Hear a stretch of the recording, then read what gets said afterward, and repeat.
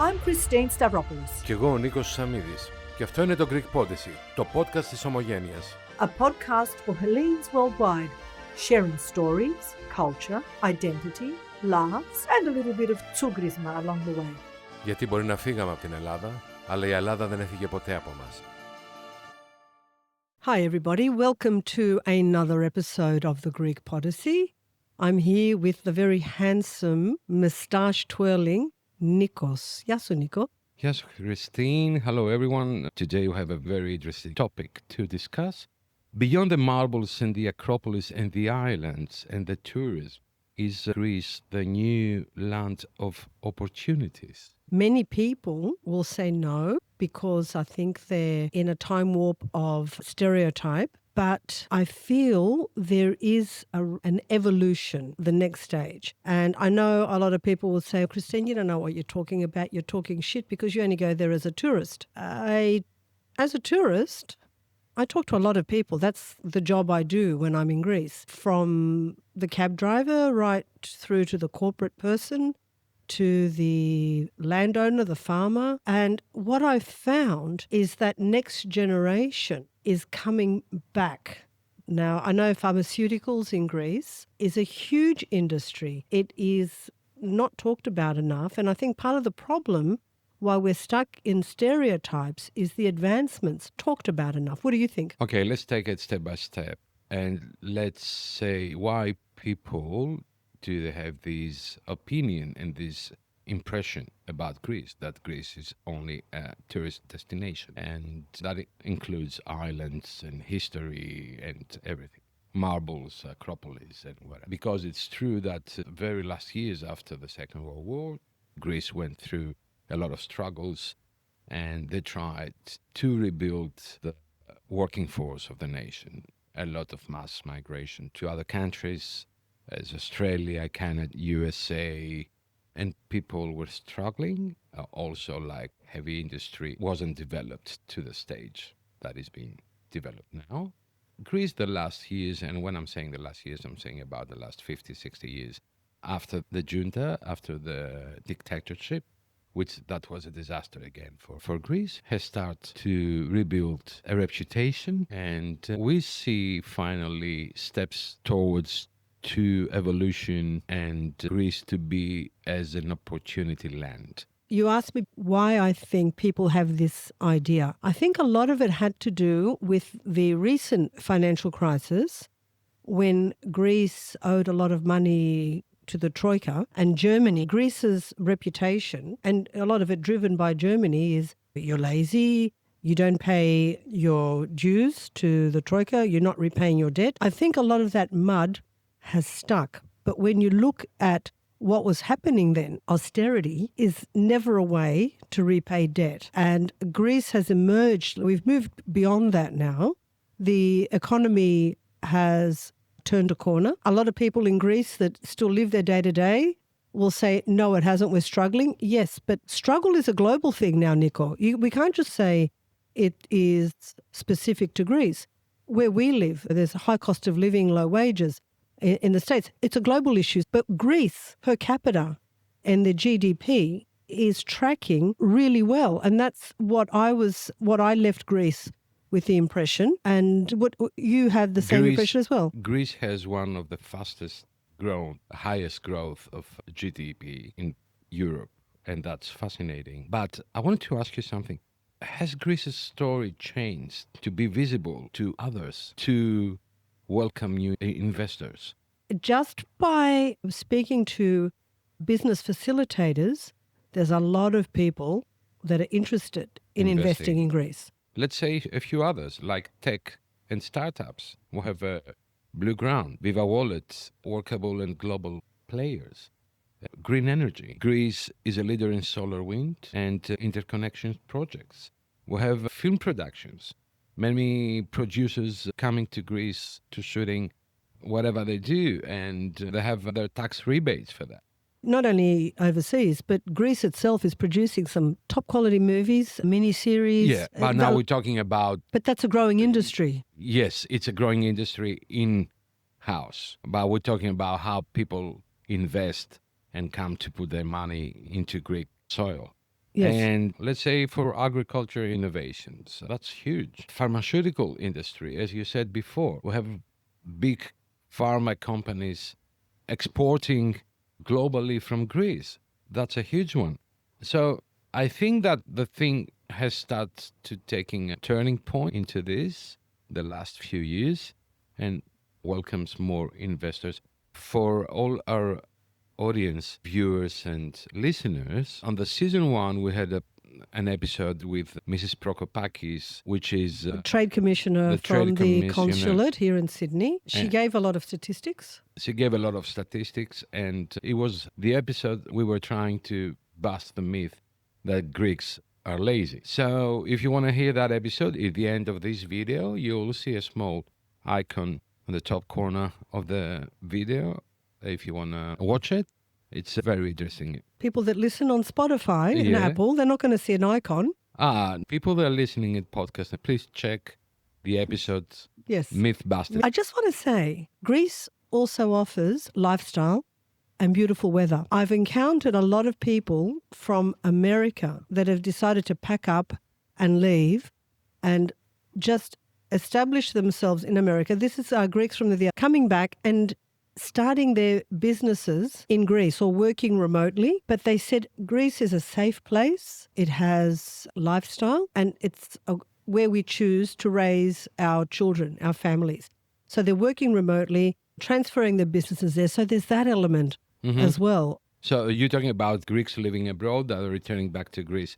For that reason, we're going to have Lukas Theodorou as a guest today in this episode to tell us his story, how he ended up from Melbourne, Victoria to Athens, Greece. And it's a very interesting story to hear his story and his views on the matter. Now, is Greece a place that attracts investors? We have identified from a previous podcast that Greece is a land of opportunities, which leads us to the next component of this podcast, and that's our new contributor, Lukas Theodorou, who I met when I was in Greece, and I was very enthusiastic about what he had to offer.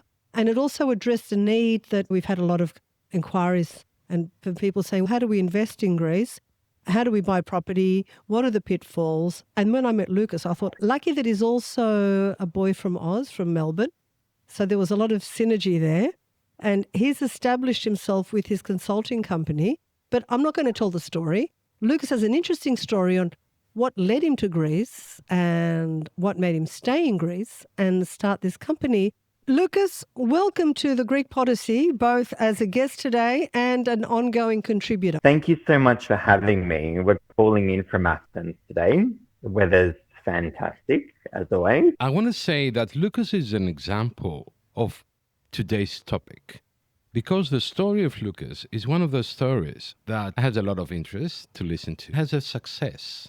So it's a successful story for us to host here as a guest, Lukas from HELCO Consulting. Lukas, tell us about your story. How all that started? What happened? Why you're in Greece and not in Melbourne? It's an interesting story. You're right. I am from Melbourne originally. I was born and raised there. I will condense the story because it can get quite long. But essentially, in 2020, in January, I was in Brussels. I was doing a secondment in the EU. It was for Greece's aviation sector in the EU. So they've each field and country have representatives, and I was with the aviation representative for Greece. So that was a really interesting time. It was supposed to be 6 months. I was in the last semester of my degree as well, finishing aviation at RMIT. And in March of 2020, COVID started.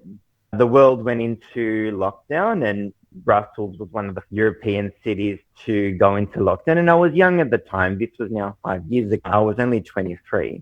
And my parents said you couldn't get back to Australia. The borders had shut by then. So the only option was really to go back to Greece and do the lockdowns in Greece in Kalimnos with my relative and Mykonos with the other relative. So it wasn't the worst place to be locked down in, but it was just a matter of sticking it out.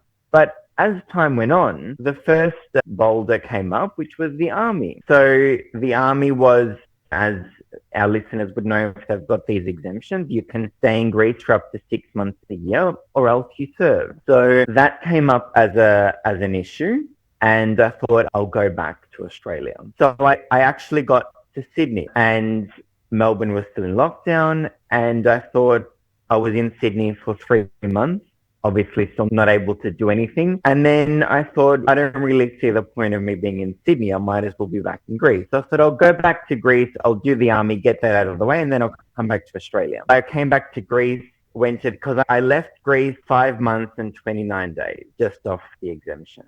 So it was cutting it fine. So I came back to Greece, revoked my exemption, served in the army for 3 months, and obviously couldn't get back to Australia. So that whole year of 2020 was the start of my journey here in Greece. And then in 2020, I started my business, HELCO Consulting, which it originally, again, was an accident because I was asked urgently to sort some paperwork out. And she said, can you deliver these papers to this particular office? And I said, of course. And through my own personal experience of dealing with the Greek public system, obviously I've worked in a few different areas in the Greek public system, so I know it from behind the scenes as well. I thought, if Australians can't get to Greece and I'm here, maybe I'll start to help out. And that's how it really all started. It was this simple favor. I wasn't loving the job I was doing at the time, just at a consulting firm. So I thought, let's test it out. And here we are today, 3 years later. With an act of philotimo, and it grew into a business. Pretty much. Yeah, because it was a testing time for a lot of people. And I knew this particular lady, so I didn't have an issue in helping her out. But it was basically my whole time here is an accident. And my time, never imagined I know it's so cliche, but I never imagined in my life that I would be living in Greece. So you came here to Sydney. You decided to go back to Greece. Why was that? I didn't really see the point because I was staying at HELCO Consulting in Manly. They were very nice to host me. I was trying to find work. I couldn't find work. Melbourne was shut. You couldn't get into Melbourne. So I thought, I'm close to my home. I still can't get to my home. What's the difference, really? Okay. If I'm going to be locked out of Melbourne because you can't get into, this was COVID now, obviously. I didn't really see the point. So I like to be a practical person. I thought, okay, I don't want to waste time. What are our options? I either go back to Greece and do the army for 3 months, because again, my thought process was not Greece. It was the EU, it was Brussels. I wanted to try to line myself up something in Germany or France. So maybe I can kill two birds with one stone. To Greece, finish the army and come back. So Greece wasn't in your books as a destination to build a business back then. That's 5 years ago. Yeah. I wanted to do my future at the time was going to be aviation. I was working for Virgin Australia in Melbourne. I was studying aviation. I wanted to do master's degree. I still love airplanes, and that's why I went to Brussels. It was for aviation. Can I ask, Lukas, what was it like starting a business during lockdown? Because you were there from 2020. It was when everything was locked down. Here's Lukas moving to Greece, which, let's be honest, it's another country for you. It's not like it's hometown.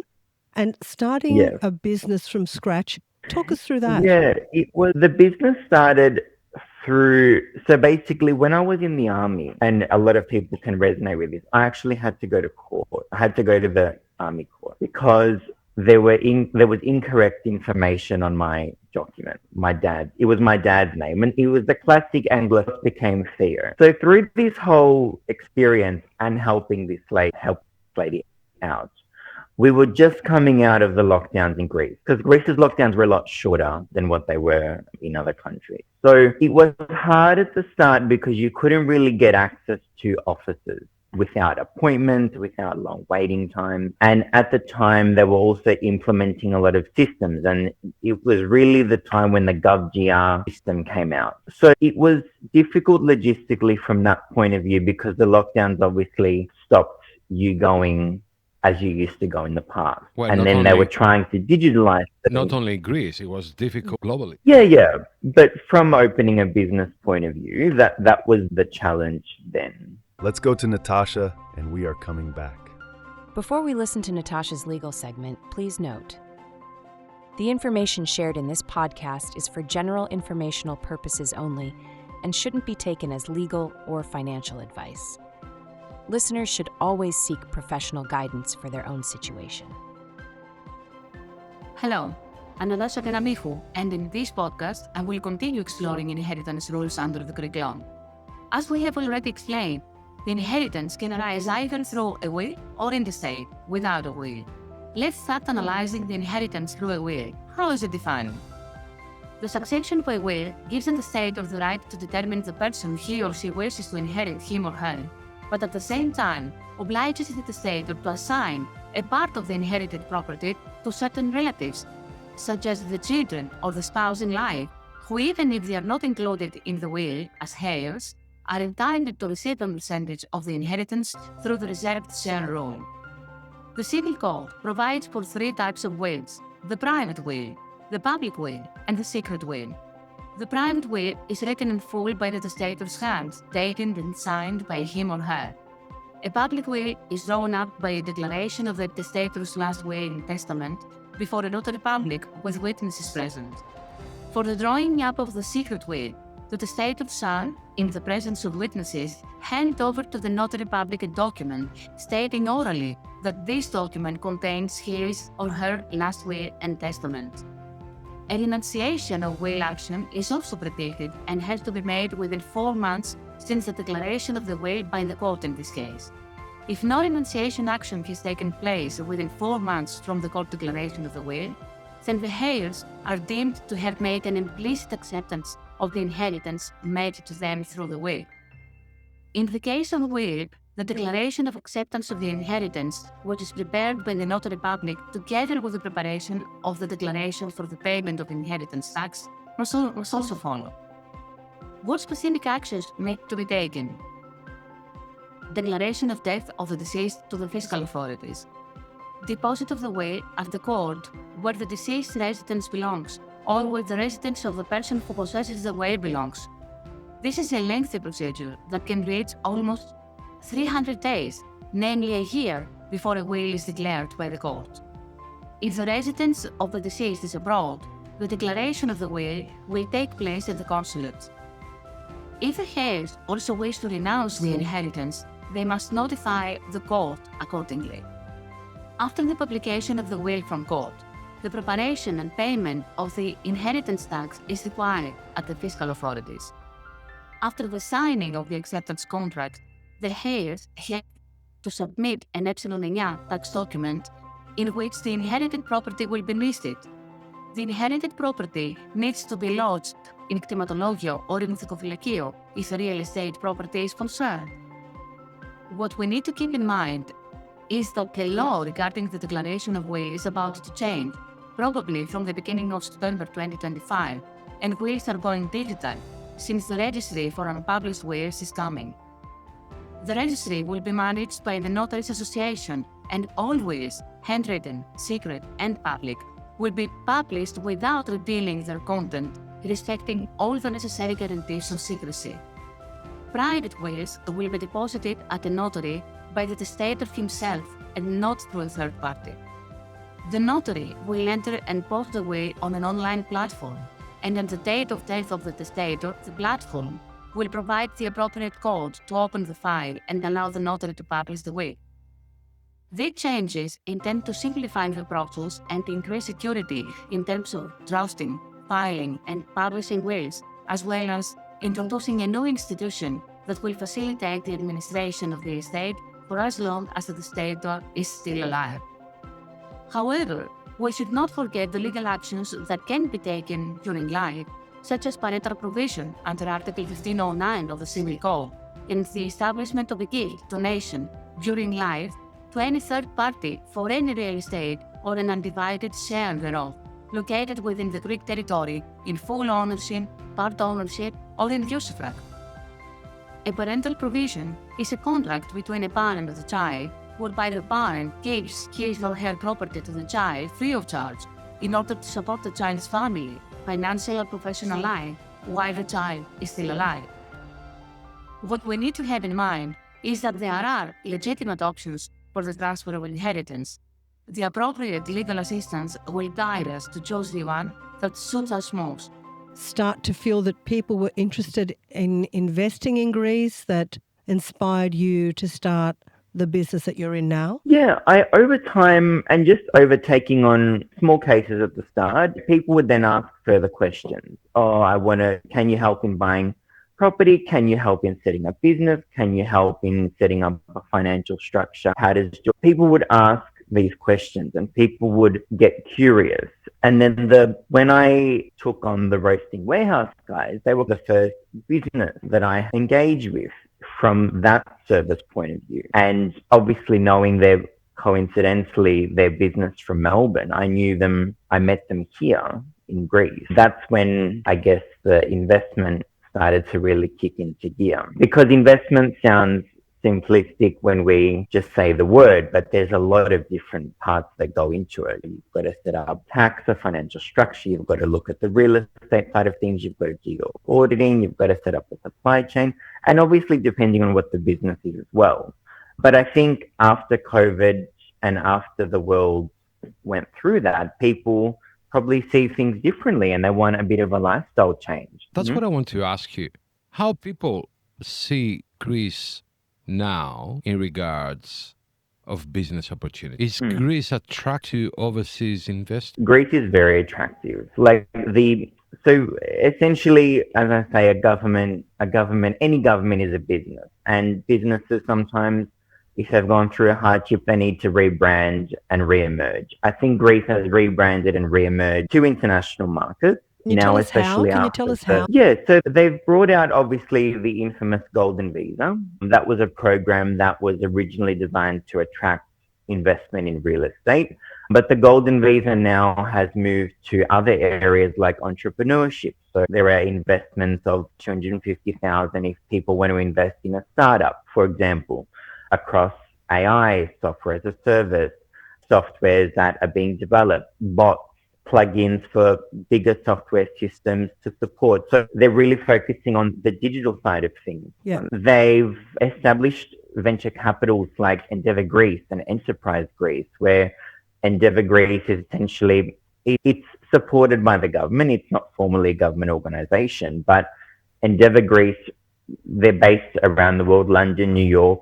I think there's one in Singapore as well, and they're a VC. They help international businesses invest in the tech space. Enterprise Greece essentially is the marketing platform for the government investment side of things. So they offer lots of incentives for investors on flat tax rates. If you're earning over, let's say, €1 million, if you've moved back to Greece, if you're someone that left Greece during the crisis and moved back, your income tax is at 50%. So there are lots of incentives now and campaigns that the government is running, and through their famous program now that they've launched in more recent years, Rebrain Greece, where they've partnered with big global companies for people to come back to Greece, especially now with projects like the Ellinikon, which has gotten global attention. The Ellinikon has been the catalyst for a lot of the real estate boom. So, until this is finished, that's going to be the prime time, especially in the Athens area, to invest in real estate, because that real estate value is just going to keep on going up. How's it going? And other projects. How's the project going? Yeah, it's going really well. As every time I drive by, there's more parts of the Ellinikon being built.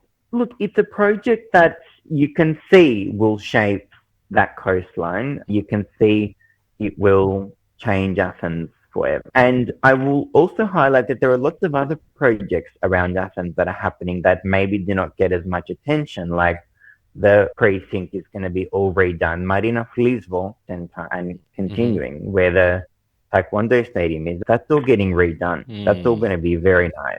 The old ammunition manufacturer, Pirkal, which is going to become the new government headquarters near the government's moving. There are lots of projects around Athens that will also contribute to this appreciation and opportunity to invest. Let me ask you something. That's the big end of town, people that want to invest heavily. What if I am someone that just wants to buy a house or be it Athens, an island, and what are the pitfalls and how do you help someone through that process? Yeah, definitely. Real estate is it's a great opportunity, but it can be very tedious because, as you said, the pitfalls can be many. So having a good team behind you, we've got our team of engineers, accountants, lawyers that will support any investor to buy real estate. And we do it a lot. We're constantly starting the process with the search. So we will advocate on the ground. We'll do real estate searches for people. Obviously, they'll give us their description. We will search, give them properties, go to the listings.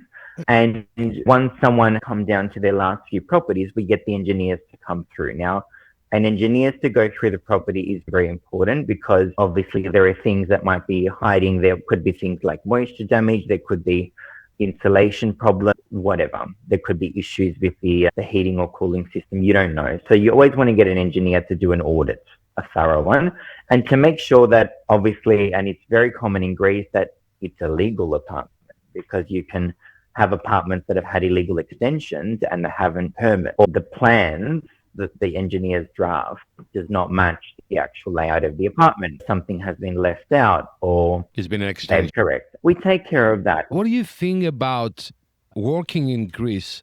Can Greece offer both career growth and peace of mind? You'd be surprised, actually.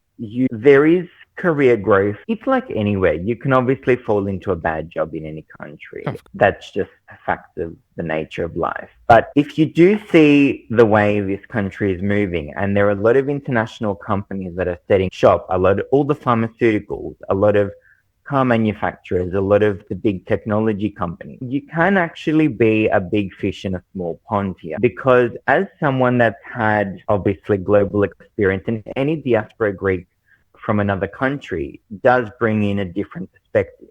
And companies now in Greece and brands now in Greece are looking for diverse and international workforces because they want their standard and their branch of their global company in Greece to be met with the other branches of this particular company. And I know this very well because I've helped people find work and we've had many of these discussions, but you can find really good work here now and well-paying work, but it's relative anywhere. The salary you're going to get here will be relevant to your experience and the level you're applying for. And I know that, again, in part of remarketing Greece, the image has been, the salaries. That still exists in certain sectors, let's say the service industry, because the service industry in most countries is not a very well-paid sector. But if you're entering other fields like pharmacy or engineering or construction or other sectors, there is more growth, but you can actually get paid very well. And I know this from personal experience. We're working with a headhunting company where this particular client of mine, we help them find Greek companies that have talent shortages, because now Greece has the opposite problem. There's an overjob. There's 700,000 jobs in the market that are there, and there are not enough people. So I'm glad you're saying all of this, Lukas, because we have a lot of people, when we talk about opportunities in Greece, you get the cynical people and naysayers that will always look for something negative. Of course. And they have a go at Nico and I. They say, you're sitting there in your comfortable country of Australia, come and live in Greece.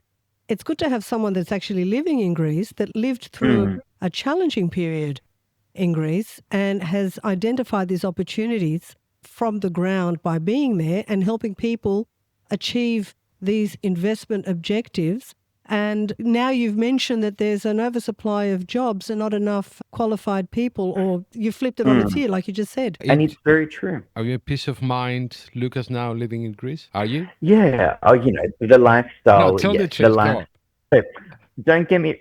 Look, I've had to grow a lot of patience with my work. Dealing with a real estate transaction is not always easy, and it can take a long time if there's issues with the transaction, like debts or illegal extensions and things like that. It can be quite stressful, but that's part of the job, right? I've just learned to marry the Greek bureaucracy and take it from a personal side. Yes, of course. I live near the foundation. In the mornings, I go for my walks. I swim at the open pools they have there. I was going for a walk along Theseo, as you do, and then I hear Christine, and I turn around, and there's Lukas right behind me. That's the thing, actually. You do, because Greece is very social, you always see people out. Like, I always bump into friends or relatives. It's a very social place. People are out. We finished in the last night at 11:30, and the place is pumping. It's very lively. It's very social. You can be an active person. Every night, if you want to do something here in Athens, whether the theatre, whether that's a book launch, an art gallery, a launch of a new business, something is always on. Something is always on. If you're one of those people that love it. Why reform is slow in Greece? Even when everyone agrees that it's needed. Why this is happening? It's because the monster of bureaucracy, which is being digitalized now, it hasn't been eliminated. But as we said in other episodes, that have been significant benefits from that. Yeah. But still, is the bureaucracy still there? And why the reform is so slow? We'll take, so there's two parts to that. It is slow. It is quick, but it is slow. It's quick in terms of, sure, I as a government can say we're going to implement these 5 new systems for the tax department, for property transactions, and for healthcare. But if you don't have the skeleton to support that, having the systems in place doesn't mean much. And that's often the problem in Greece. Sure, you might have the systems, you might have the infrastructure might be there, the technology might be there. But from a user point of view, if it's not user-friendly, or from a practical point of view, your staff, the public servants don't know how to use these systems, that's still going to slow the process down. So we're back to square one. Back to paper. Correct. So Lucas, what I say... Keep going, and I'll say it. The last thing I was going to say was and that's why part of the need to have someone like us is because things are not so black and white, and especially with these new technologies and online systems that they're creating, you're dealing now with a robot. So you need to know how the system or the online website works and thinks. Yeah. So when you submit and tick the wrong box, you're dealing with the robot. It's there. You can't change it. So it's also doing things correctly because you're dealing with temperamental new systems as well. You essentially answered my question. This is something that you can help people through. Me as an outsider or anybody from abroad, so many pitfalls, but having you on the ground that can identify them. And you talked about ticking the box. A good friend of mine, her daughter was applying for uni. She ticked the wrong box, and because it was like robotic, she couldn't change it. No. She ticked that box and she missed the course because of what you said. If you tick the wrong box, that's it here could send you off. It's not only in Greece. Yes, I know. It's everywhere. But when when you're here, you can fix it here, huh? If you tick the wrong box, So, Lucas, we're really excited to have you on board. We feel a huge need for the small investor, the person relocating, the large investor. From our discussions, you've got a good stable of quite substantial clients. So you've done really well for someone that's come out of adversity, because sometimes they say the greatest opportunities come out of adversity. Literally. A country coming out of a recession. That's when a lot of people identify opportunities and can turn them around into positive. So not everything is negative. Can I ask you, Lucas, your story is a success story so far? Yes, would, without having tickets on myself. I would, to the sense I've managed to live it because of the way I stayed here. My first few years was turbulent because I was finding my feet. But when I would, because I'm living essentially a normal life now that I would have lived in Melbourne. I've got my apartment, I rent it, I can live by myself and live just like I would have in Australia. And my business, thank God, is going well enough to be able to sustain that. And sustained growth for me, what is classified as a success. That's lovely to hear, Lucas. I'm very happy for you and very proud of you, I can say so. Yes, because I'm a bit older than you, and I can see you as my son, like as a boy that succeeded chasing his dreams or taking his decisions to go to live back to Greece, and it's amazing. I was envious when you were telling me your story. I thought that's exactly what I want to do. Lucas is coming out to Australia in December at some stage. December. Yes. So when he's in Sydney, he's going to be sitting either next to me or next to you. Okay. And we're going to have you live in the studio. What live? Let's have a party. Let's have a party. Of course. Yeah. So do you find you've got a better social life in Greece than what you had in Melbourne? Oh yes. I'm It's asking the not coffee machines close at 3 and the restaurant kitchens close at 9. No, it's none of that. Yeah. And the thing is, obviously, the lifestyle here is a lot cheaper. We do talk about cost of living. Yes, things have gone up everywhere. But on average, if you look at both countries, you can socialize a lot cheaper because your food is cheaper. The produce here is so good and the food is amazing. And you can do concerts and things like that pretty much a few times a month if you want to, because you're talking that a concert ticket here is anywhere from 20 to 50 euros, depending on the singer. Most of the time, 10 to 20 euros. They're not amounts that are not doable. Your dinner, we went to dinner last night. It was a really nice restaurant. Yeah. You'd probably pay 90 euros. In It's Sydney, we relative. pay about $80 for breakfast, for the big breakfast. Yes. Yeah. If you have a It's bit breakfast and a crazy. juice, that's $80 per head. Cost Yeah. of living here is Wow, insane. It's ridiculous. Yeah. You know, Lucas, Mm. we're ecstatic to have you on board as a regular contributor. Thank you very Let's much. just tell everybody how it's going to work. You're going to have your little segment. You already have. Mhm, mhm. Yes, and people can ask questions, and we will give Yes, you of course. Lucas's contact details so you can course. liaise directly with him. Do not make. He told me a horrific story about a couple that had entrusted a relative Oh, to do a renovation. Right. She took off with that money and Yeah. don't fall into the trap. We love our family, but No. family and business sometimes isn't the right mix. It's where you need someone that is an expert and has within his team and company that can help you through all these challenges. And he has the experience on both sides because he's from the Diaspora. He thinks with different eyes when you're from Yeah. overseas. The pitfalls, you see the possibilities and you see the opportunities. And that's what our discussion led us to. And I was almost so inspired. If I didn't have my kids here, I'd be in Greece working with Lucas. 'Cause we Well, identified so Lucas, many- keep one seat for me, one seat for Christine. We're coming Oh, you're soon. more than welcome. There are so many Australians here. We will catch up soon when you come to Absolutely. Sydney. Thank you very Definitely. much for your contribution today in our Thank you podcast so- and for helping people, because it's not all jobs about making money, but it's also about helping resolve the issues that they're 100%. having. Yes. And you Of and course. everybody And- can tune into Lucas every week.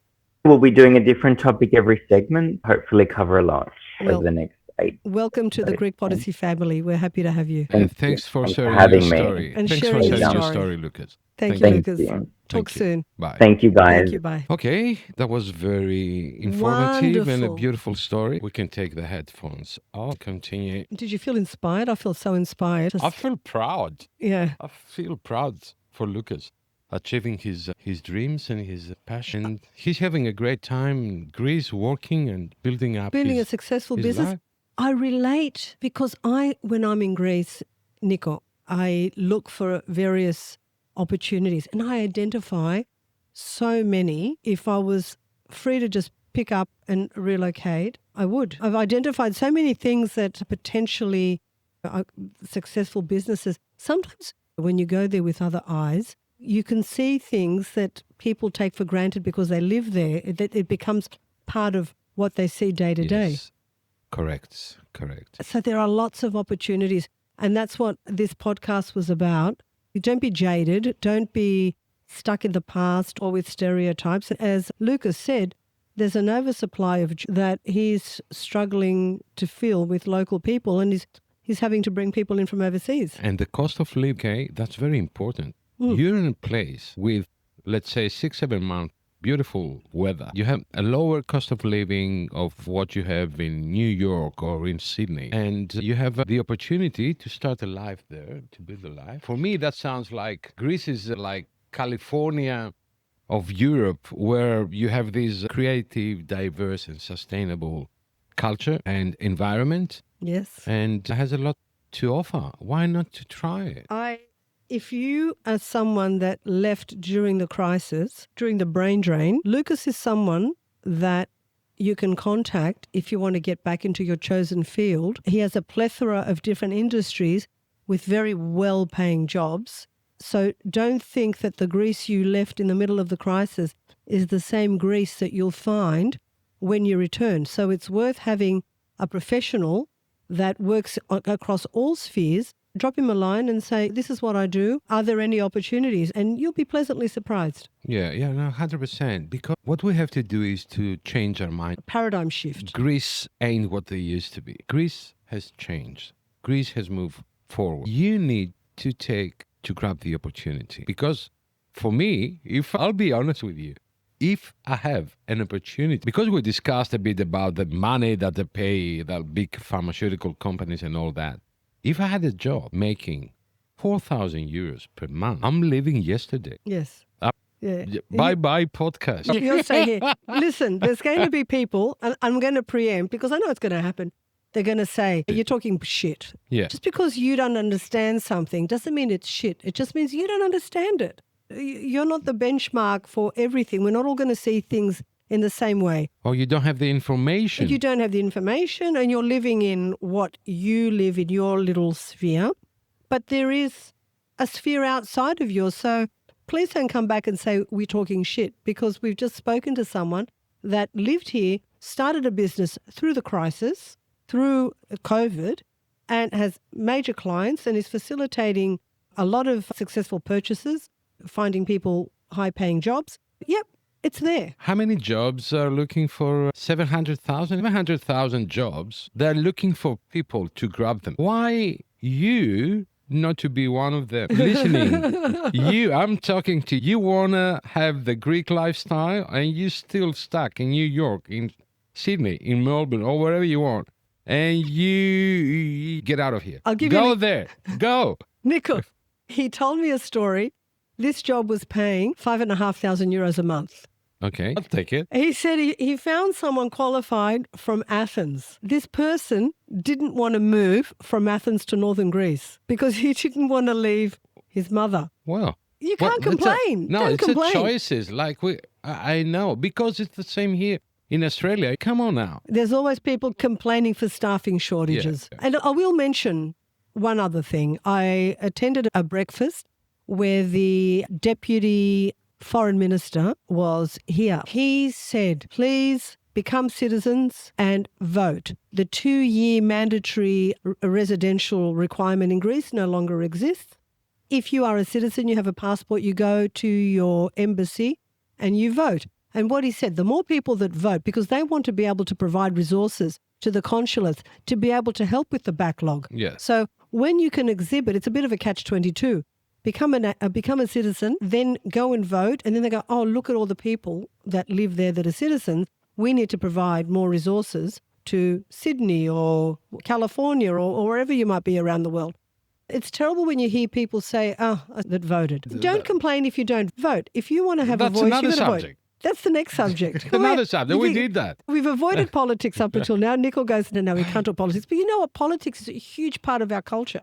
So at some stage, we will, without taking any political sides, we will talk about the political culture of Greece at some stage. I want to say this, that beyond the islands lies a country that's rebuilding its identity. And with science, creativity, hope, Greece isn't just a holiday destination. Greece is new land of opportunity, and you can find it. So go, try to find a way. You'll see there are many ways for you if you want to go there.